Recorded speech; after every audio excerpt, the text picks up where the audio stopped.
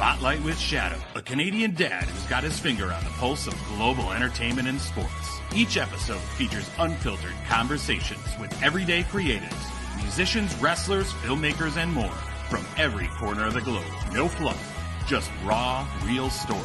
This is Spotlight with Shadow, presented by Off the Top Media. What is going on, guys? My name is Shadow. Welcome back to another episode of Spotlight with Shadow. Tonight, my guest is a very special podcaster slash familia member. He is Richie Mars. He does wrestling retold and relived, and he is the ace of the familia. How's it going, my guy? It's going well, Shadow. Thank you for having me, and I'm excited to be with Spotlight with Shadow here tonight. Yeah, I'm happy to have you, and I'm glad that you were able to fit me into your busy schedule. So I'm going to deep dive into this. We're not going to do the pleasantries. Ooh. Tell me what the little guy Richie was like growing up. Geez. If you want to go like really far back, like little Richie, like Terrible Twos Richie was a wild child, you know. So I would lock. Like there was one time where it's like I locked my parents out of the house. There was one where I climbed my refrigerator and just sat up there, and nobody knew how I got up there.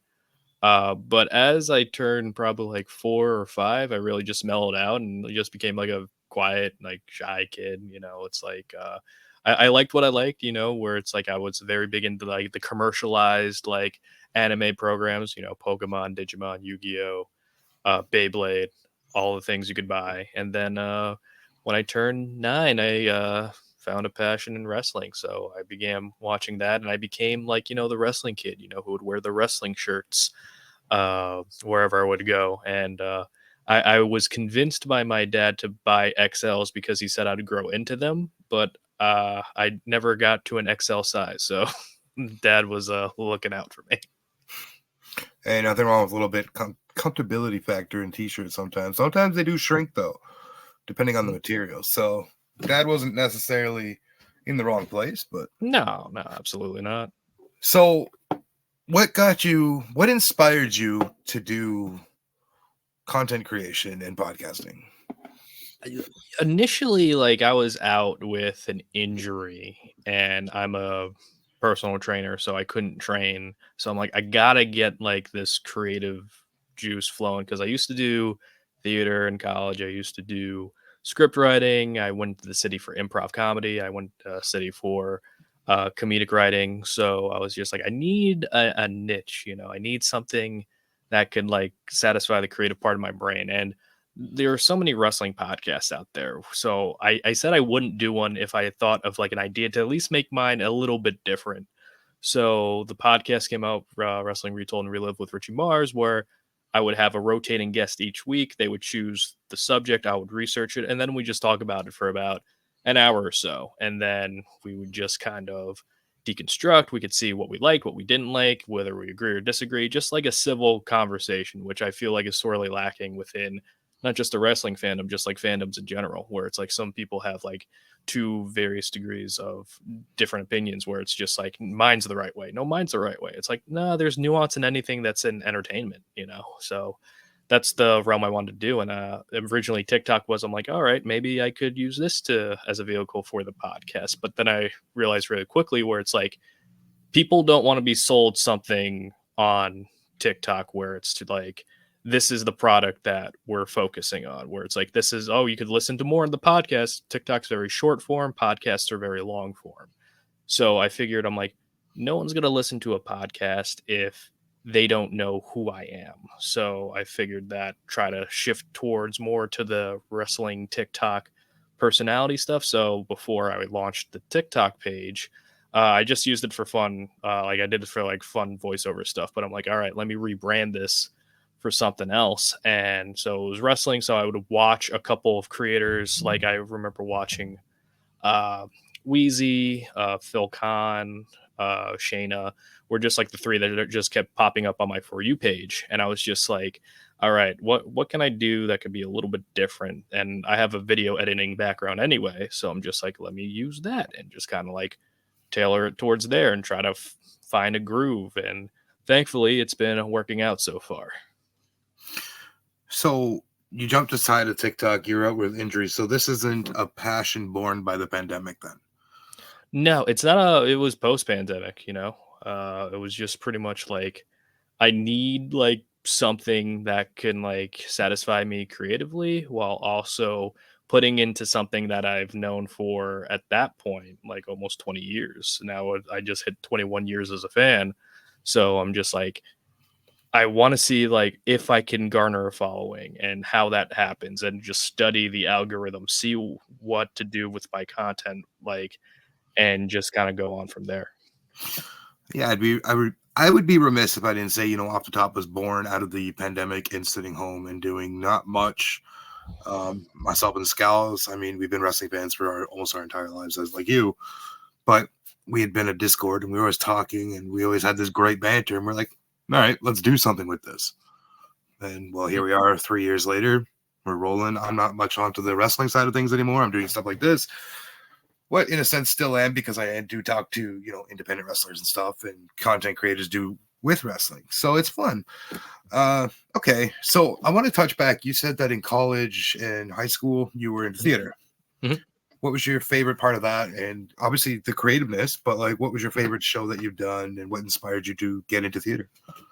For theater, it kind of like looped into like in college because college I didn't really know anybody, so I figured like go to improv. So improv comedy that kind of sparked theater because a lot of people who were in improv did theater and they were directing a show. And it's like, oh hey, yeah, come out for the show. I'm like, well, it's like I made scripts in high school. I was in like video class, and those seemed kind of fun. So like, why not try theater? Something out of my comfort zone where it's like, all right, I'm you doing somebody else's creative work, and then kind of acting that out.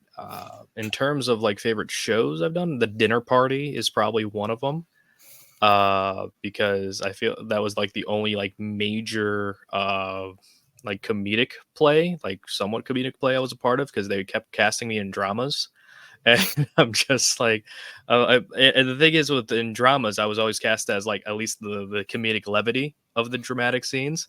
So I'm just like, I appreciate getting cast, but please, can we put me in more comedies, please? Like, I can't I can't go to bed sad every night. But it was a cool thing, like just like reading script and like my schedule would just be like class in the morning, then go to the gym, go to a theater rehearsal, go to bed, repeat, and that was the schedule where it's just like, it was just like boom, boom, boom, boom, which is kind of a similar schedule that I have today when it comes to content creation. But yeah, for theater, it was just like in a way to express myself and just like, let's try something a little different, because I didn't really do theater in high school. So in college, I was like, all right, where I'm in a new environment, I'm in a different state. So nobody from where I'm from is here, so there's no reason for me to feel like as self-conscious as I would back then. So, like, well, let's try something new. Fair enough. Without going to where in the state you live, what state are you in now? I'm in New York. Okay. Mm. Were you into sports at all growing up other than wrestling? Like, what was a passion that you had there? Just wrestling. I was raised by like a baseball family, but every sport that I would try, whether it's baseball, basketball, soccer, the ball kept hitting me, and that kind of turned me off of it. So I was just like, well, like might as well go to the sport where I could anticipate. So I did amateur wrestling for a bit, and working out. My personal trainer would teach me MMA stuff, so I was taught some MMA stuff. So naturally, like UFC was all the rage in like 2007, 2008. So then that drew me to that. So a little bit of MMA, UFC, but wrestling always was at the forefront. Okay. Now, you had said UFC there. So do you still actively follow the UFC, or are you more into just literally WWE, AEW, TN, whatever you can get your hands on wrestling Yeah. wise? Yeah, just like anything I could like watch wrestling wise, yeah, like WWE, AEW, TNA, New Japan, I'll watch. But for UFC, it's just like it's a little bit harder to keep track of, just because one, the content creation side of it, and two, it's just like I think it might be a little bit easier now that the TKO merger is like happening, but overall, like with UFC, it's just been a little bit more challenging to kind of follow, just because a lot of people that I watched are now like either fell off or not as in the competition shape that they once were in. So I'm just kind of like, it's like if there's a fight on, like I'll go to like a B Dubs and then I'll just like maybe sit there and watch. But other than that, it's like I don't follow like too close attention to it. That makes a lot of sense. I mean, I fell out after George St. Pierre pretty much retired, so that was quite a while ago. Okay, so you do screenwriting. What's the best write?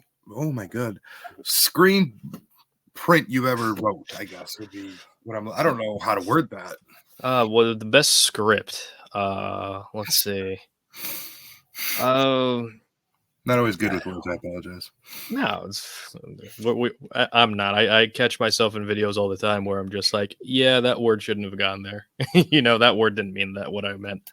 But the best script, it's really hard because I'm always like tough on myself when it comes to creative like stuff and just judging because like like for me, I'm just like, oh, I could always do better. But there was like one script where was called "Heartbreak is Easy," and it was just like a sitcom situational comedy where it's like two friends have like a double date, but their roommate just got broken up with their girlfriend, and they're trying to get him out of the house so he doesn't damper on the whole parade of the double date. But then it's just like chaos ensues, hijinks ensue, everything like that. But I'm when it comes to like just like art in general, where it's just like I could be satisfied with it, but like my thought process, it's just like it has to be like whatever everybody who thinks about it, where the media is going to there, it's like, all right, let's see what they like, because that's primarily for them. It's like it's cool that like what I think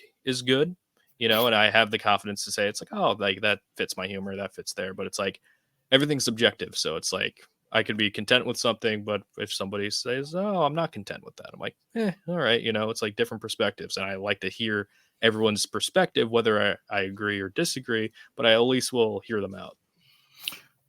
I mean, that's what I love about you. You're a down-to-earth person in that sense, and you're willing to have a conversation with anybody. Mm-hmm. Okay, the script that you wrote there, though, that sounds super interesting. You ever thought about sending it to NBC or something? Like, not really, because it's just like I do think I'm like, I could retool some stuff, maybe ship it off to like SNL or something, but it has to be like something that I feel like is acceptable within today's media.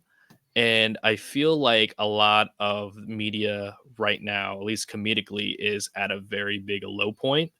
And it's just like it has to follow like the same beats every single time. So in my like head, I'm just like, I don't want to kind of it to be like a watered down version of what I imagine. And that's always like a concern of mine, where it's just like once you hand the script away and then it's just like, okay, we're going to retool everything, and then it's not going to be what was the original concept.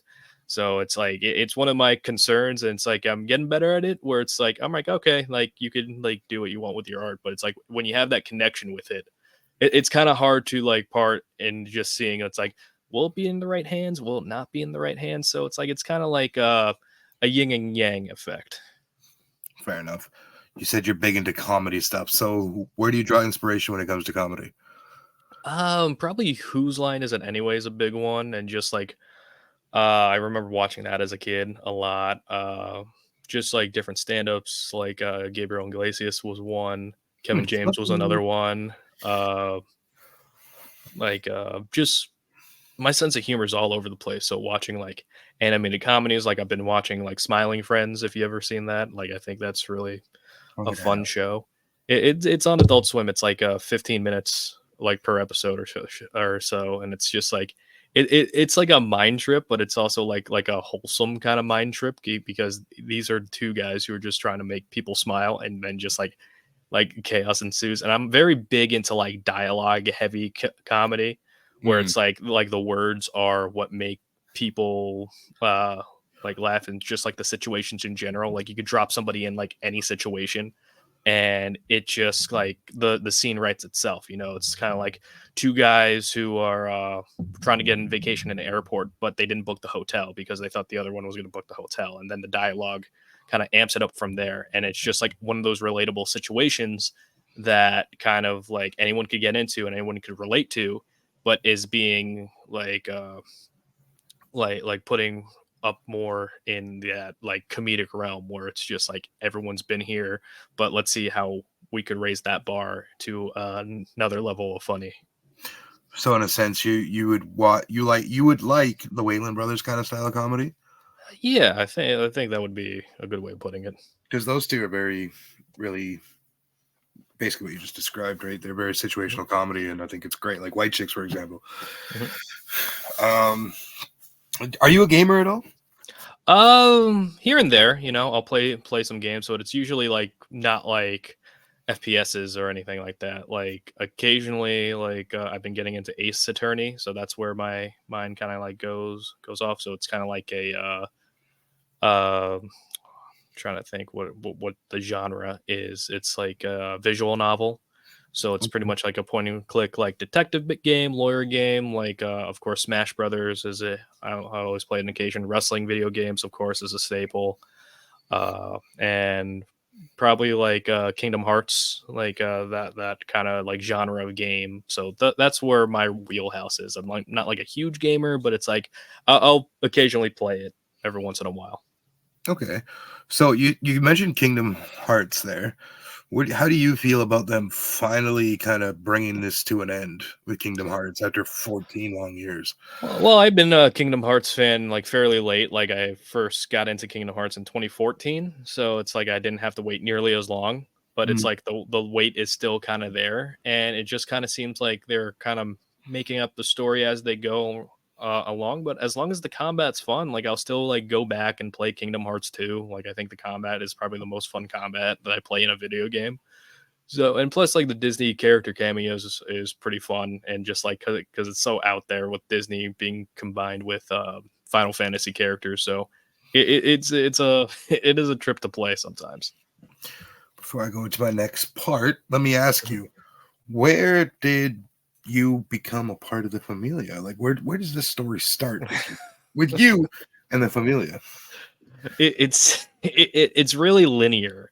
So I'll be as in depth as I can because the Familia, like how I joined, it is probably the most simple way anyone has joined in the Familia. So Chrissy and I, we both hit like 1,000 like followers on TikTok around the same time, and the whole thing was like I had the podcast, so I reach out. I'm like, "Hey, Chrissy, do you want to come on the podcast?" And she's like, "Oh, I would love to. I would love to talk about the divas." I was just like, "Oh, I didn't want to do like the stereotype thing where it's like, oh, a girl's on, they're gonna talk about the divas. But it's like she chose it, so I'm like, all right, cool. But it's like we put a spin on it with the unsung like divas episode, and Chrissy and I, we got talking, and it's like we had a lot in common, just like vibe wise, and the podcast was really cool. It was a huge hit, and then she just texted me out of the blue one day, just saying like, "Hey, I'm gonna put you in a chat with a bunch of my friends who like wrestling. Don't worry, they're cool." I'm like, "All right, cool," and that's how I joined. That's pretty much how it happened. It's like there was no like recruitment process. There was no like big reveal. It was just like, all right, you're in a chat. I'm like, all right, cool. I recently had a conversation with a very candid conversation with Ebby, and she had brought you up a couple times, and I stood up for you because I know that they bully you. And I'm here, I am a Richie Mars stan, so I had to protect you there because I know they bully you. Yeah. Inside joke there with Ebby, but Yeah. no, it's great. I mean, everybody a part of the Familia has always been so welcoming when I'm around in conversation. And I try not to. I know when you guys are into your shows on whenever it's on TikTok and stuff, conversation isn't. I just come in, I pop up, I say some stupid stuff, and I leave. Mhm. And it's not always seen because you guys are in-depth conversation. It's not meant to be read on screen, but that's what I enjoy. You don't get distracted by the little ambiances of people coming in and being like, no. You're doing your thing.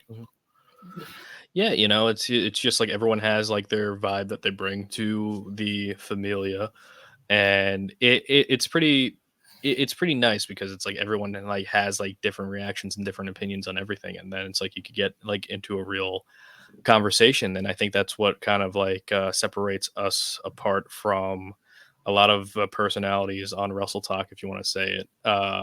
But like again, it's really cool. It's it's really funny. Like I'm not sure if this is true. Like you can ask Chrissy when you have her on here eventually, but they put the Familia instead of La Familia because they didn't think I knew what La Familia meant.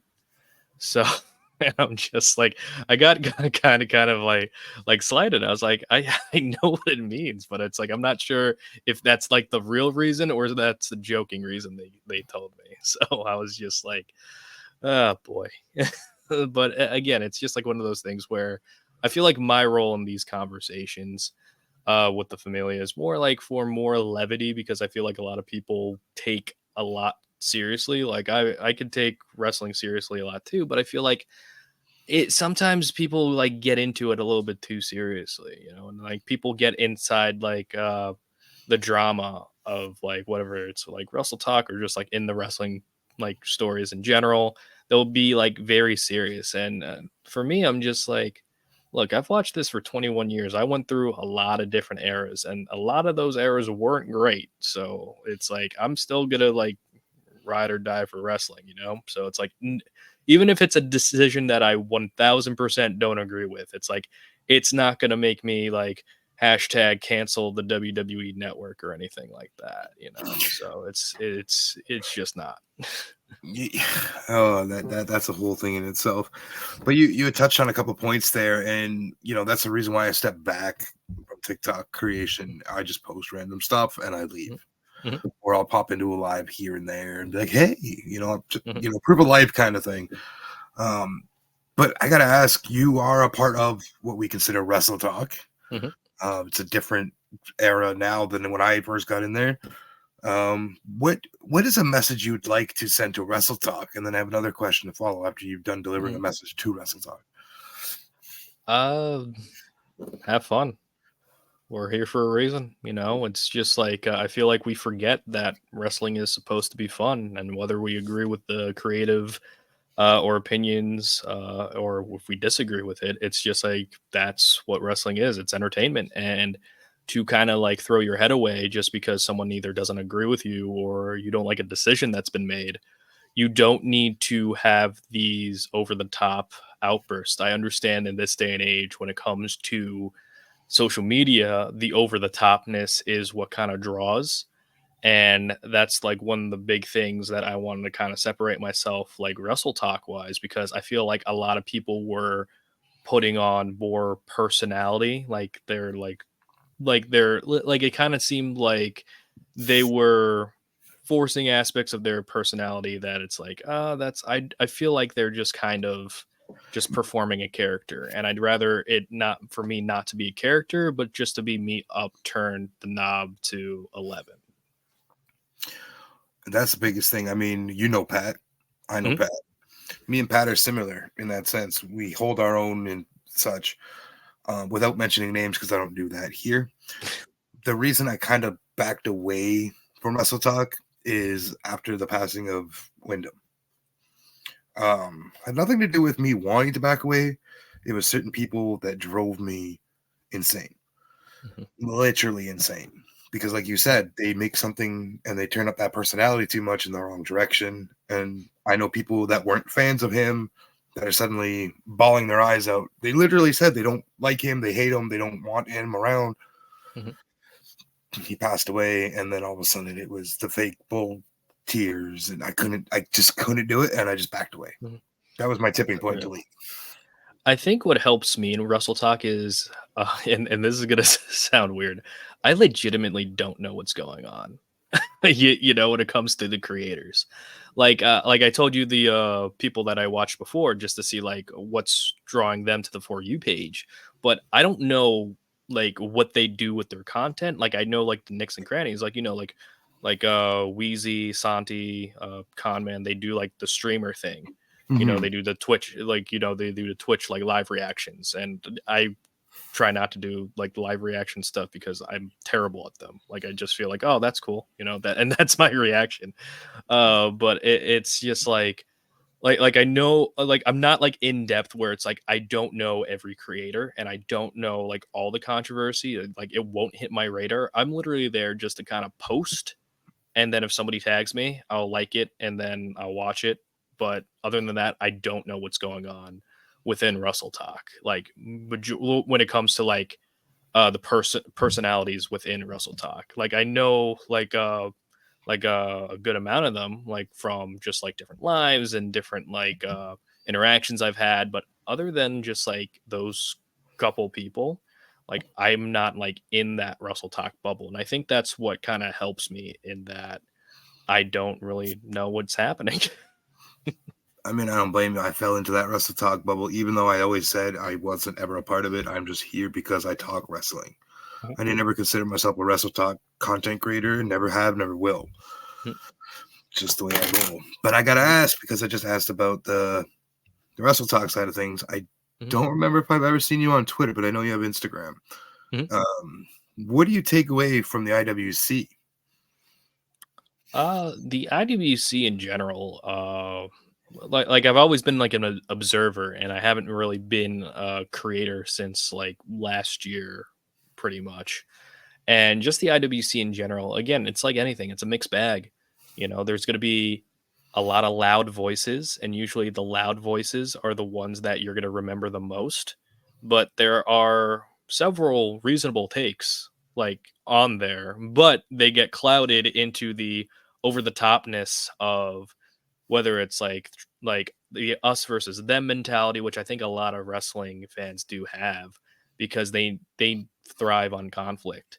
Hmm. And I feel like because it's like any like sports team, you have your favorite either wrestler or favorite company, and oh, they're doing really great. That company's doing really poorly, and then that causes more conflict. And I've had my run-ins with a couple of very pro either WWE, AEW people, and it's like good for you. Like you have something you like, but again, you don't need to shove it down everyone's throats, say, and just like accosting everybody's different fandom because again, like I've had my fandom questioned a lot, and I'm like, that's such a weird thing to do because I'm just like for example, like some people were saying it's like, oh, I'm a tribalist because I don't make enough AEW content, or my tone in my AEW content is different from my WWE tone, and it's just like nitpicky reasons like that. I'm just like, when I mention, I'm like, oh, I've been to Forbidden Door, I've been to World's End,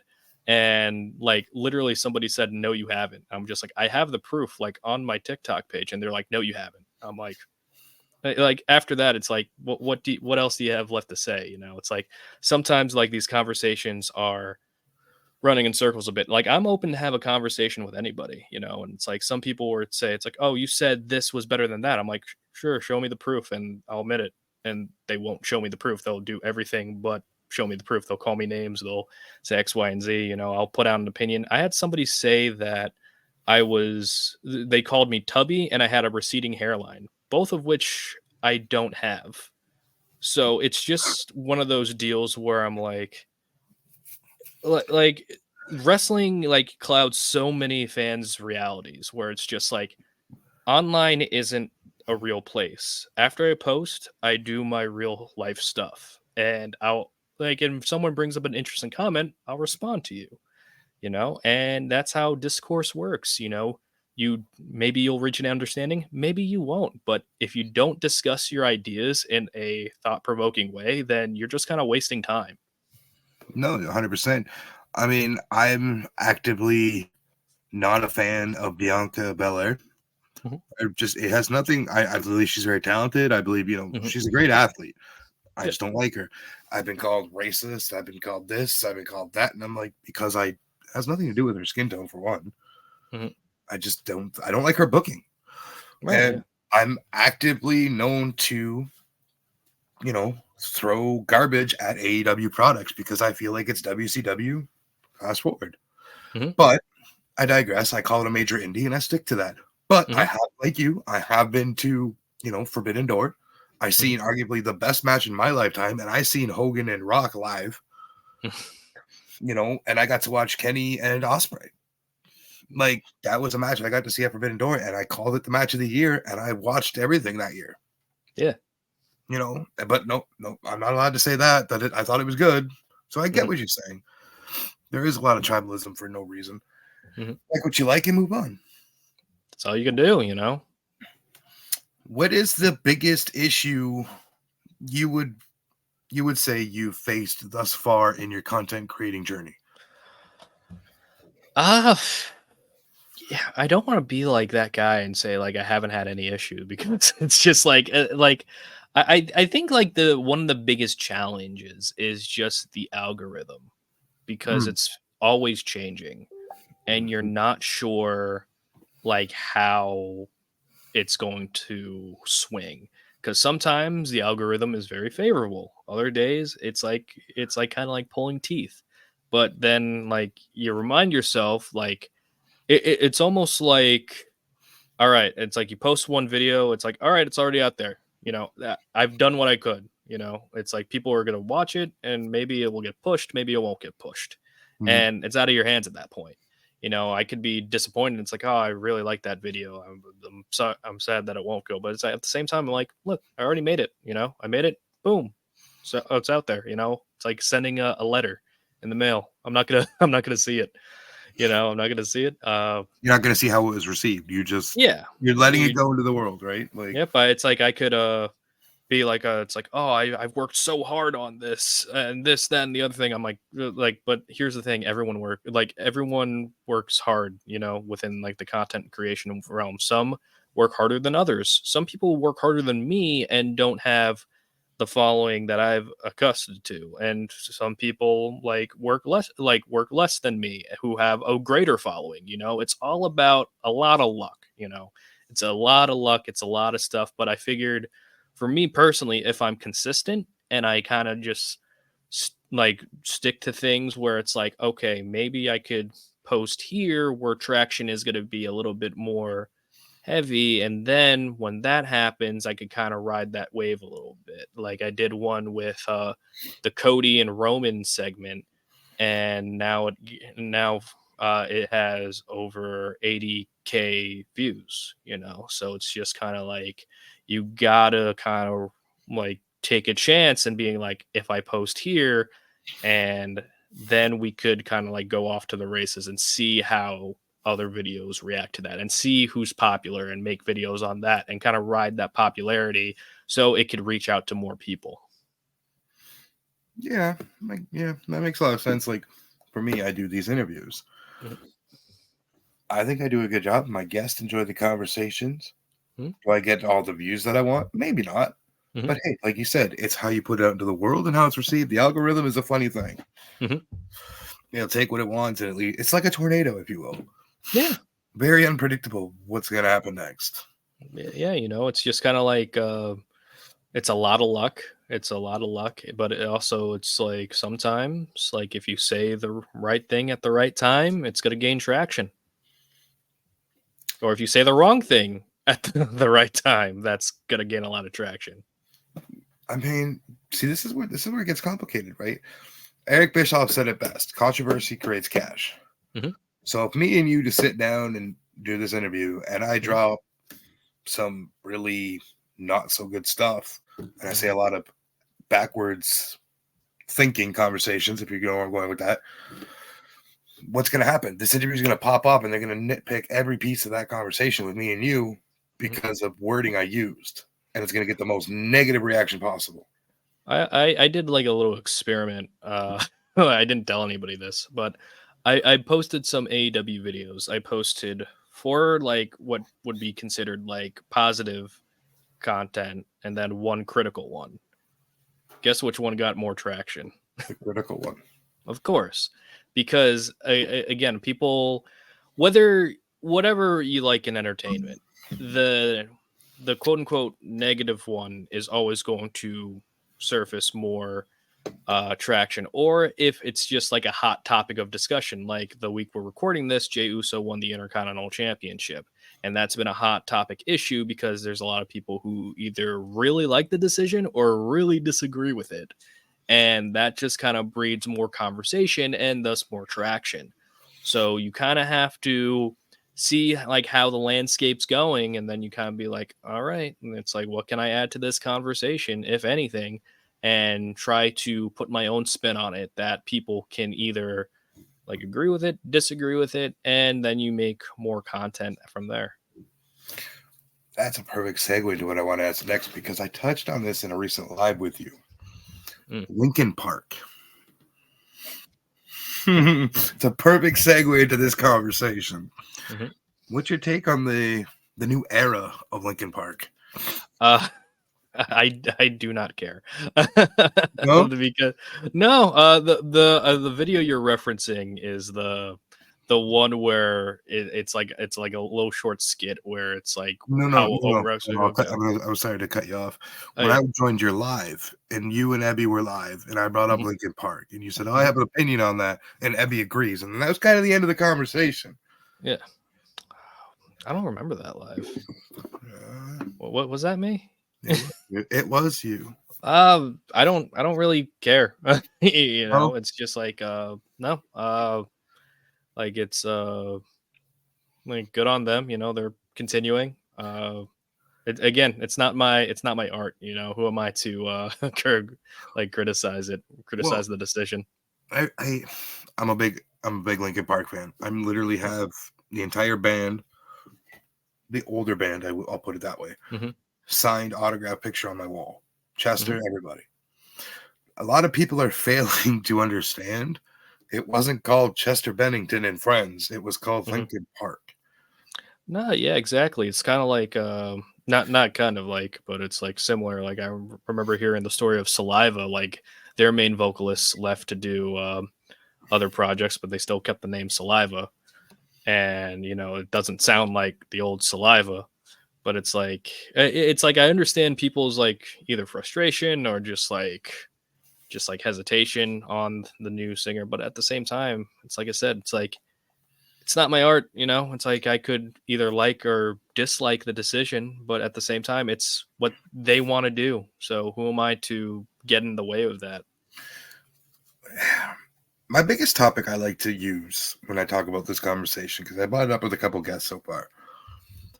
Where was this outcry when Adam Lambert joined Queen? When I don't remember which member joined Blink 182?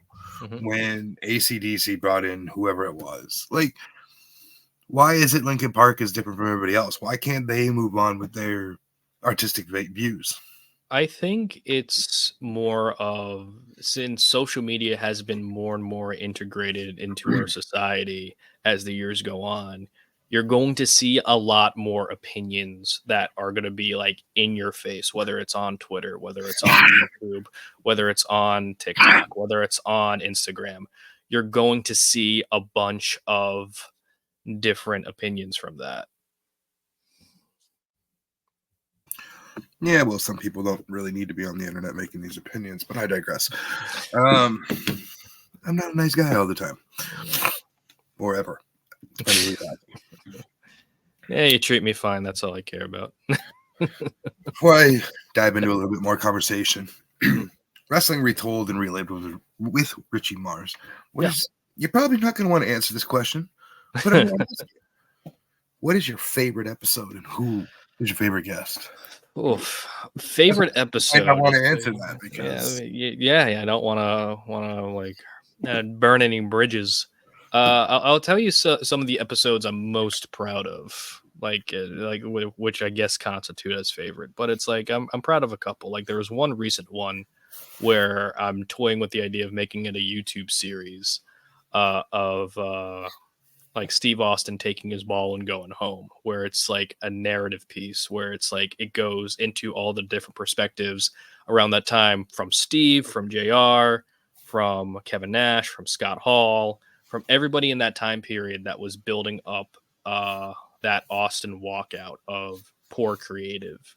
And it's only like a half hour. It's one of my favorite episodes that I've done, you know, creating the music with ambiance. and just kind of like setting the tone of all that, writing the script for it. And that's like one of the things that like I was like, okay, let's try something different. And that's the beauty of this podcast. Like there's a different thing that happens in every episode. Maybe it's not an interview. Maybe it's just me talking about this story that just happened. But another one that I'm proud of, and again, I've never done this since, but it was the 1 year anniversary episode, I guess you can call it.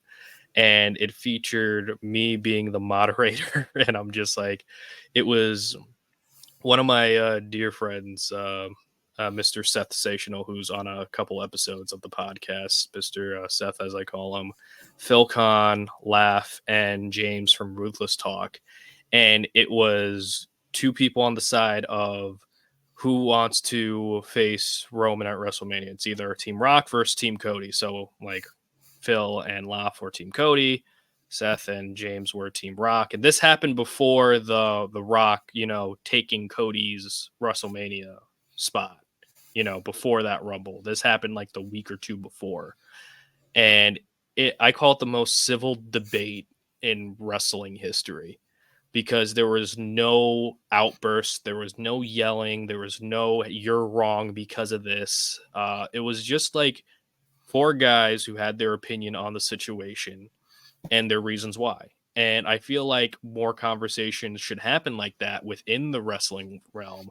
And I'm not going to reveal who, but someone messaged me after that saying that was the most civil debate that I've ever been a part of. And I felt like that was a huge accomplishment, that, hey, this can actually exist within this realm of having a civil discussion about a quote unquote controversial topic.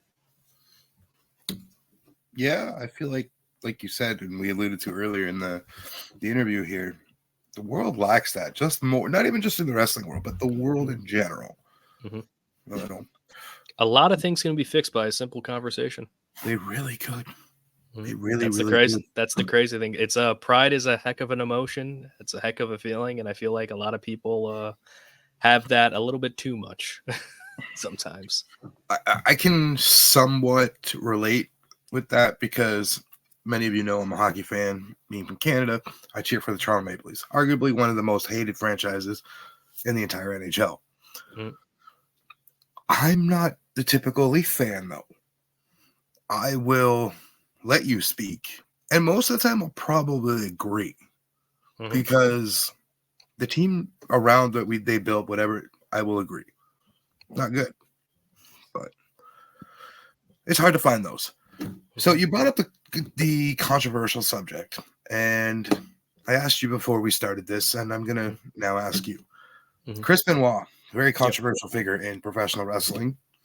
Can you, Richie Mars, separate the man from the artist? It is a very not like black and white answer for me personally. I will say I haven't watched a Benoit match the same way again, just because we know all the things about concussion research and such, and just like the things that he did. That being said, like I could watch a match of his no problem. You know, I have a different like feeling whenever I see it now, but it's like one of my favorite matches was Benoit and Angle at the Rumble in 03. And it's like it stinks, because I'm just like, man, it's just like I really like this match, you know, and now it's just like that's kind of been like ripped away a little bit. And going behind the curtain a little bit more, the first image of wrestling I remember seeing was Benoit putting Rock in the crossface with Brock Lesnar watching that on the stage, Rock tapping out, and Hulk Hogan hitting Brock with a chair. And all those guys, to varying degrees, have like soiled their fandom to like more for petty things, and others for like very like disgusting things, you know. So like that being like my memory. And Eddie Guerrero was in that match too, so I'm just like, man, just like all this kind of thing. But then you kind of remember that it's like, you know, wrestling, it like moves on, you know, it doesn't matter what happens. Like people are gonna be either like very terrible people. It's unfortunate, but that's what happens in life as well. It's like thankfully, it seems like the business is ever evolving. So hopefully, people change with that evolution. But again, if it's like, if it just like is like if I get emotionally attached to it, like too much so, then it's like I'm like wrestling's just gonna be sold for me forever. And for that, it's like wrestling's not forever because it's like I understand that not everything is going to be like how I envision this business being as a fan. Fair. So the long short of that is you can separate the man from the artist. I can't separate the man from the art, but at the same time, it's like the art doesn't look great as it once did. Now I'm going to ask this question. Keep it in mind, we all know the answer. Mm-hmm. Does he get into the Hall of Fame? No. Take away, just be oblivious to what happened. Mm-hmm. Does he get into the Hall of Fame? Take away what happened? No, just be oblivious to it. You're coming in as an oblivious fan to the professional world wrestling. You have no idea what Chris Benoit did. You just know the name. Mm-hmm. You've seen his matches. Right. Does he go into the Hall? The thing is, it's like with the WWE Hall of Fame, especially, it's just like it's up to them. It's like for me, like I think of Hall of Fame and award shows as one and the same. And that, one, I don't care. Two, it's cool for the person receiving like the award or the induction. But for me, it's like it's like the same thing. It's like it's their hall. I don't get a pick. I don't get to choose who gets to go in this hall. If it was up to me, I would have a lot of people like who aren't in the Hall of Fame right now in the Hall of Fame. But at the same time, it's their company, so it's their subjective. Like, would it like his work alone be Hall of Fame worthy? Sure. But at the same time, I'm like one of those people where I'm like, I do not care about the Hall of Fame. I do not care about any award. Like, I don't care about the Oscars. I don't care about the Emmys. I don't care about the Golden Globes. I don't care about any of those accolades. It's just a bunch of people patting themselves on the back. Fair. Very fair. A couple more questions before we end the interview. Mm-hmm. My next question, given what you do, being the retold, relived, WWE comes to you, AEW comes to you. They want you to do kind of like a throwback show for either brand. They offer you $20 million each. Okay. Oh, cool. Your point is to go back on someone's career and narrate, kind of like WWE used to do with their Saturday shows where Unseen or whatever it was called. Right. What company do you go to and why? That's kind of like I don't want to say it's like an unfair question, but just because like WWE has such a rich history in like I'll rephrase that part real quick. Yeah. Just based on the superstars. So like, let's say you go to AEW, Kenny Omega. So you graphic from his life from a child all the way up. It's not just the company based. It's the wrestler. Right. You're going into work as a videographer for that wrestler for whatever show. So go ahead. I think WWE would just probably be, I don't want to say easier. I think it'd just be like more in depth with content if you want to cover the WWE basis and potentially outside the WWE wall basis, because they have a lot of people who went in the company, left the company, made their name on the independents or a different promotion, then came back or like different in general. And there's so many different roads to WWE as compared to the roads to AEW. I feel like a lot of the roads to AEW were just kind of like either it's like, here are the guys who like made that splash. You had the elite guys who made a splash, who made their own way into making a company. But then you have other people who came from WWE to go to AEW. And then what happens? It's like that story is still kind of being told. Whereas with WWE, there's a lot more backstory you could go to. There's a lot more history you can be engrossed in. So I think WWE would be my answer for this one. Fair enough. I mean, that seems to be the narrative just because, like you said before, I rephrased a little bit, the history is there. There's more of a chance to learn different things. Okay. You could take the Familia anywhere in the world podcasting universe. Where are you taking it? Into what heights are you going with it? To the podcasting universe? Oh, geez.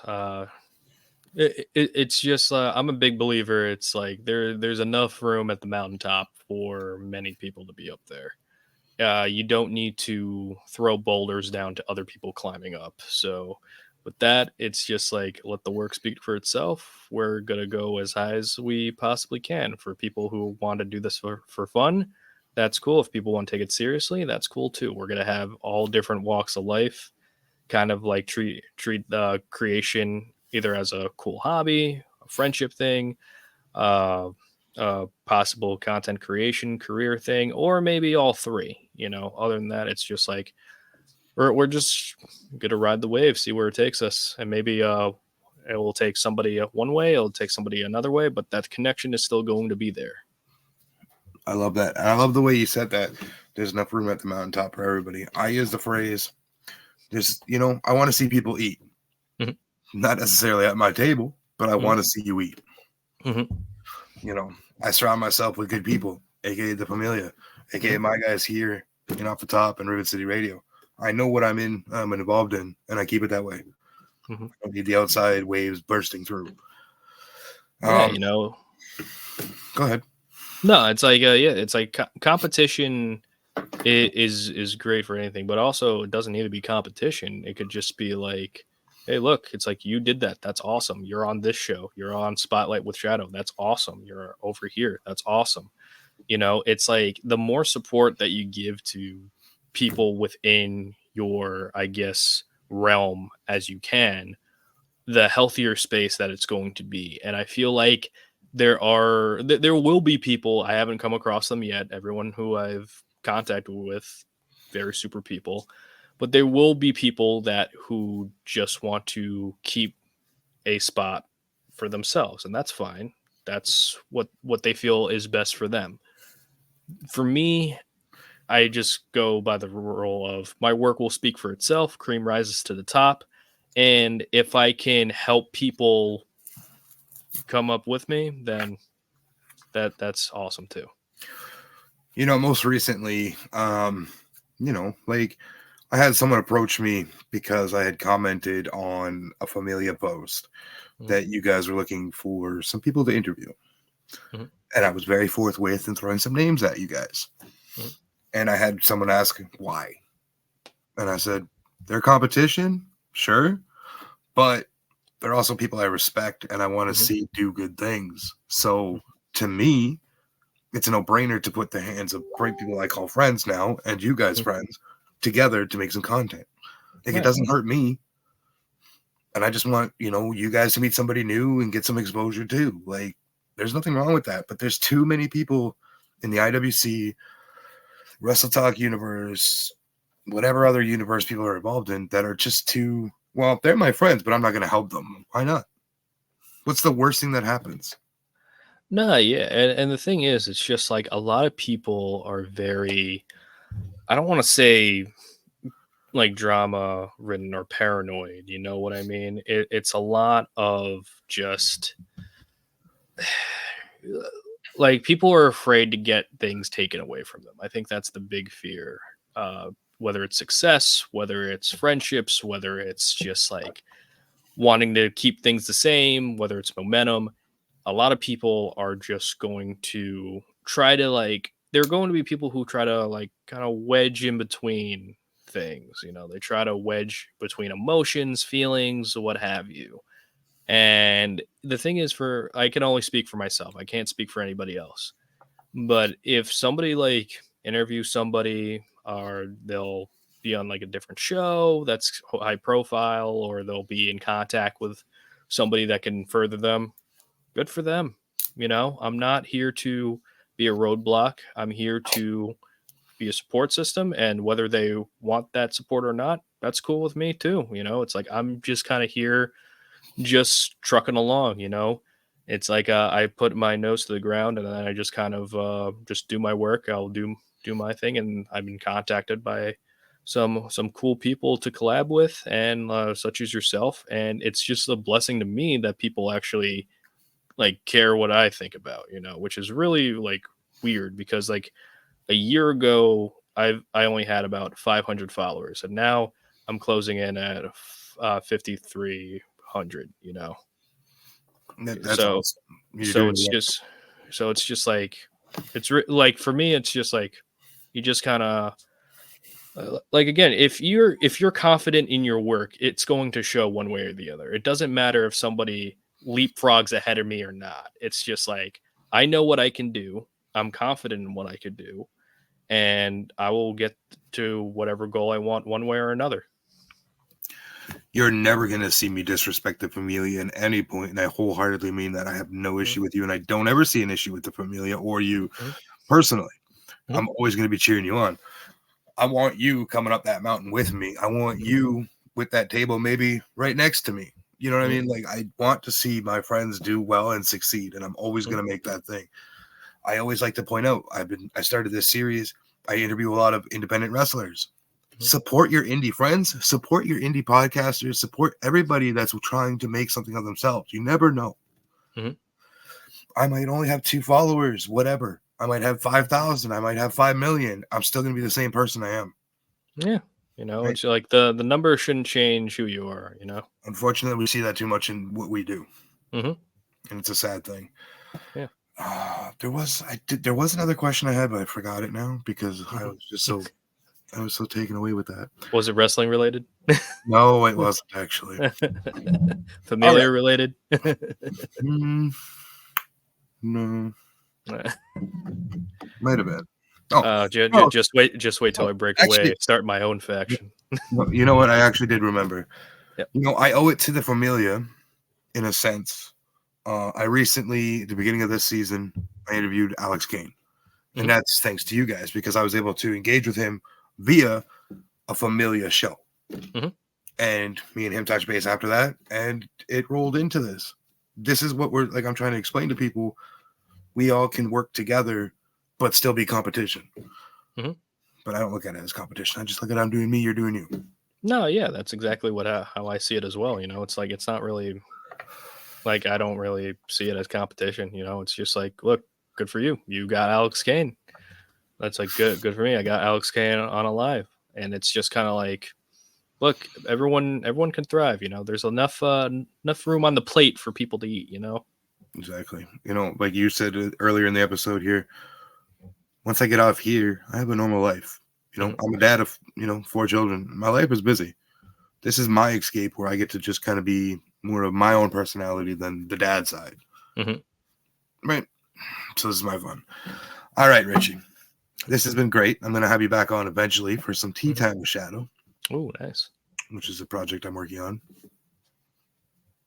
But this is the point of the segment where I let you go ahead and plug everything you have coming up, your merch, everything, whatever you want to bring up to anybody. Just go ahead now, sir. Yeah, Wrestling Retold and Relive with Richie Mars. It's every Tuesday. Try to get a new episode, and it's on Spotify, Apple Podcasts. And the concept of the show is usually have a guest. They come on. They choose the topic. I research it, and then we just talk about it for an hour. Hopefully, I'll have you on an episode in the near future. So I can steal your viewers away from you, as people won't want to believe. But it's like, come on now. TikTok at Retold Richie Mars. Same thing with the Instagram at Retold Richie Mars. New content every day on TikTok. Usually try to get 3 videos a day on there. And then on Instagram, that's usually where I plug the podcast, or that's where I post like some wrestling memes that I'll make if I have like an idea or something. And let's see, I have